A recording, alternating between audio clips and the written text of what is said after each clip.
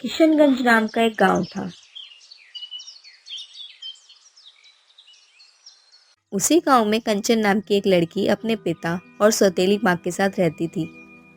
उसके घर के पास एक बहुत बड़ा और बहुत सुंदर बगीचा था।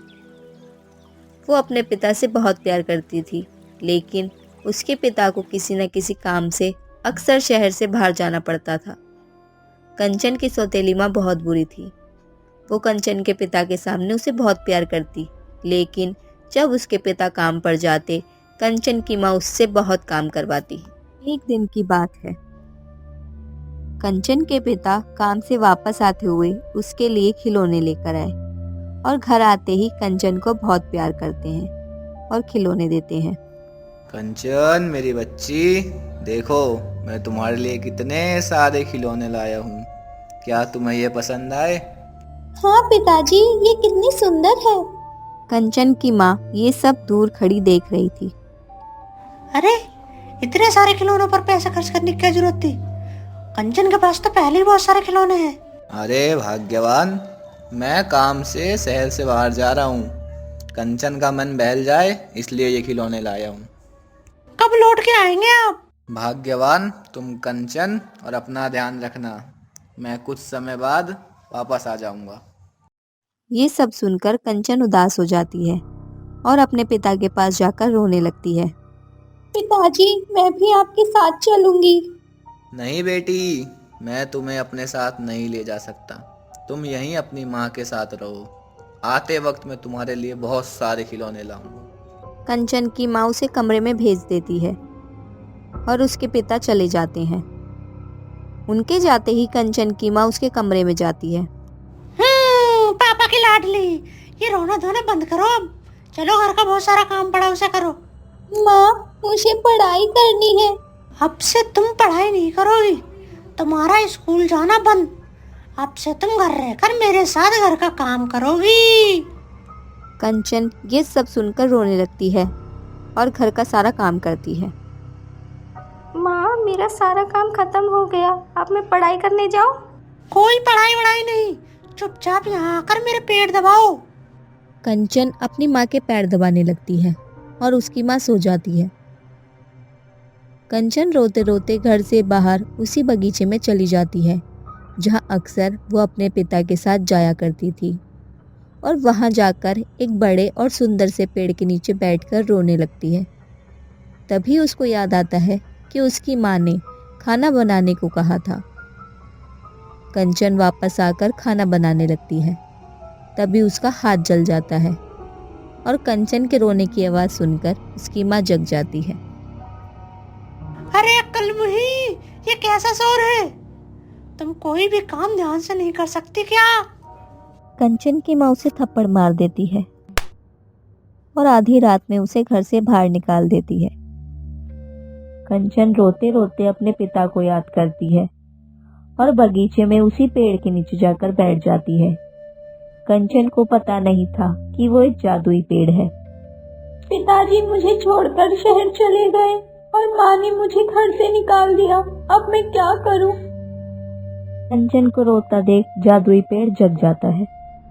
तुम क्यों रो रही हो लड़की?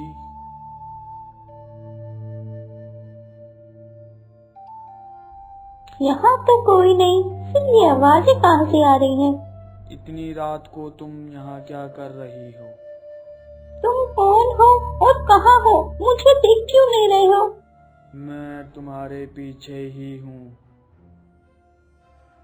तुम मुझसे बात कर रहे थे? हाँ बच्ची, तुम रो क्यों रही हो? और अब इतनी रात को तुम यहाँ क्या कर रही हो? मेरी माँ ने मुझे घर से बाहर निकाल दिया और पिताजी शहर से बाहर गए हैं। तुम परेशान मत हो, बहुत रात हो गई है, अब तुम घर जाओ। कंचन अपने घर वापस चली जाती है और सो जाती है। अब से कंचन जब भी परेशान या दुखी होती, उसी पेड़ के पास जाकर बैठती और उसे अपने सभी परेशानियां बताती। देखते ही देखते कंचन और जादुई पेड़ काफ़ी अच्छे दोस्त बन गए थे। एक दिन कंचन काम करके बहुत ज़्यादा थक जाती है और पेड़ के पास जाकर बैठ जाती है। क्या हुआ कंचन? मैं बहुत थक गई हूँ। मेरी माँ मुझसे बहुत काम करवाती है और पढ़ाई भी नहीं करने देती। तुम परेशान क्यों होती हो? मेरे पास तुम्हारे लिए कुछ है।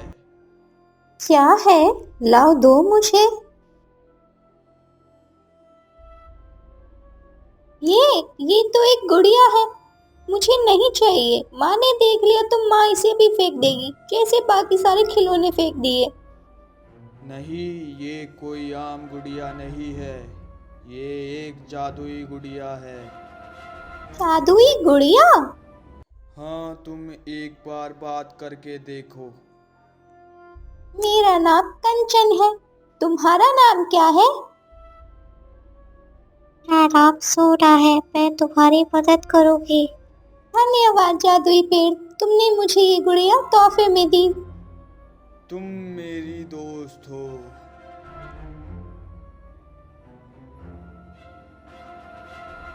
एक दिन कंचन की माँ किसी काम से बाहर जा रही थी। तभी वो कंचन को घर का सारा काम करने को कहती है। जब तक मैं वापस आऊं, ये सारा काम खत्म हो जाना चाहिए। कंचन सारा काम देख घबरा जाती है। इतना सारा काम मैं अकेले कैसे करूंगी? तभी कंचन की जादुई गुड़िया उसके पास आती है। परेशान मत हो, मैं चुटकियों में सारा काम खत्म कर दूंगी। गुड़िया सारा काम जल्दी से खत्म कर देती है और कंचन ये देखकर हैरान रह जाती है। घर का सारा काम खत्म होते ही सोना और कंचन खेल रहे होते हैं। तभी कंचन की माँ वापस लौट आती है। कंचन की माँ चारों तरफ देखती है और हैरान रह जाती है। तुम्हें मैंने सारा काम करने को बोला था। हाँ माँ, सारा काम खत्म हो गया। इतना सारा काम तुमने इतनी जल्दी कर दिया? कैसे खत्म कर लिया?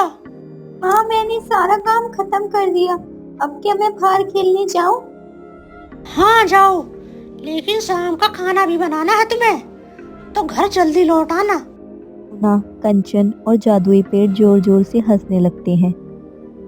कंचन पेड़ को सारी बातें बताती है। देखा कंचन, मैंने कहा था ना, ये एक जादुई गुड़िया है जो तुम्हारी मदद करेगी। हाँ मेरे दोस्त, अगर तुम मेरी मदद नहीं करते तो मेरी माँ मुझे परेशान करती रहती। तभी कंचन की माँ बगीचे में आकर कंचन और पेड़ की सारी बातें सुन लेती हैं और उस पर गुस्सा करती हैं। अच्छा, तो तुमने जादुई पेड़ के साथ मिलकर ये सब किया है? कंचन की माँ उसे मारने लगती है। तभी गुड़िया को ये देखकर गुस्सा आ जाता है। कंचन की माँ को जादुई गुड़िया के बारे में कुछ नहीं पता था। जैसे ही कंचन की माँ उसे घर ले जाने लगती है, गुड़िया उसके कंधे पर आकर बैठ जाती है और उसका गला दबाने लगती है। तुमने मेरी दोस्त को क्यों मारा? छोड़ दो मुझे, मैं अब कंचन को परेशान नहीं करूंगी, छोड़ दो। तुमने मेरी दोस्त को बहुत परेशान किया है, मैं तुम्हें नहीं छोड़ूंगी। तो ना छोड़ दो माँ को, अब वो ऐसा कुछ नहीं करेंगी। हाँ, मैं खुद घर का सारा काम करूंगी, कंचन को स्कूल भी भेजूंगी, उसे अपनी बच्ची की तरह रखूंगी हमेशा। कंचन ये सुनकर बहुत खुश हो जाती है। सोना, छोड़ दो माँ को। सोना उसकी माँ को छोड़ देती है और कंचन की माँ उसे गले लगा लेती है। तभी शहर से कंचन के पिता भी लौट आते हैं और कंचन अपने पिता के गले लग जाती है। फिर सभी मिलकर अच्छे से साथ में रहने लगते हैं।